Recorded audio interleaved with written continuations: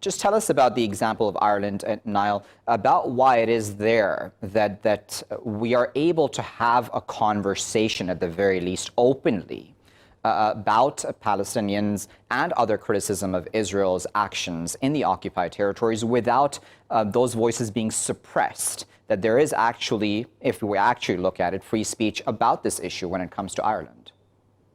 Well, we have a very strong, open democracy here in Ireland, and people are allowed to speak and express themselves and express how they feel and what's on their mind.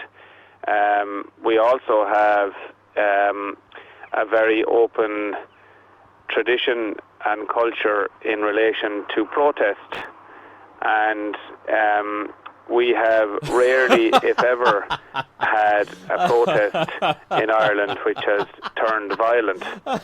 So I suppose maybe it's the makeup of the Irish person that they have the capacity to protest, but to do so with dignity and without resorting to violence. And thankfully that has been the way in this country since the foundation of the state almost 100 years ago.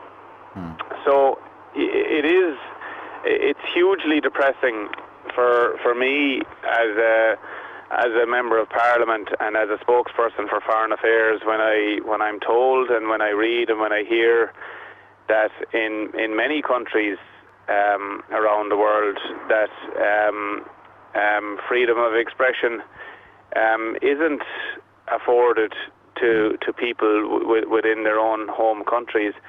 And I think that's it's certainly something which I have spoken out about on a number of occasions. I always raise it with visiting members of Parliament and visiting ambassadors when I meet them, particularly from the Middle East countries where it seems to be particularly acute. Niall, it's interesting, isn't it? And I'm sure you've, of course, noticed this. There is this movement there to suppress criticism, specifically when it comes to that related to Israel. Why do you think that is? And do you think there is any way to ever actually succeed in cutting down or completely, sidelining voices that are pro-Palestine and want to talk about the actual atrocities taking place throughout the occupied territories?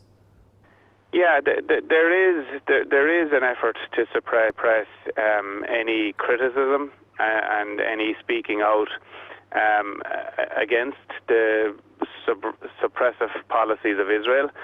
And I wouldn't describe myself as a victim, but I'm certainly somebody who has been targeted by social media myself, by people trying to suppress me and drown out my voice. And I think it's a form of extremism which is emboldened, made stronger by the fact that the present Israeli government and the policy of constantly building settlements and how they treat the Palestinian people, that is being entirely 100% supported by the American administration and the Trump administration. Yeah. Now, I wouldn't entirely blame the Trump administration either in terms of when we're apportioning blame to the United States, because right across corporate America and right across America, I think at every level there's a huge Jewish lobby who have helped to create the problem that we're now discussing. Okay, but so on that point, if I may come in on Niall, on that point you made.